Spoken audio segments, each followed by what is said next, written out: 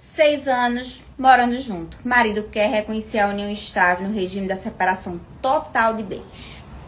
E aí, minha gente, pode ou não pode? A resposta é sim, pode sim. Você pode alterar o regime de bens a qualquer tempo. Porém, já existe uma união estável, apesar de não ter sido registrada, só mora junto, existe uma união estável. Você só tem que pensar a partir de que data a que data é essa união estável. O que foi adquirido durante esse tempo? O que é que vocês fazem? Partilha meio a meio. E não importa quem comprou. Entendeu? Partilhar o seu e dele.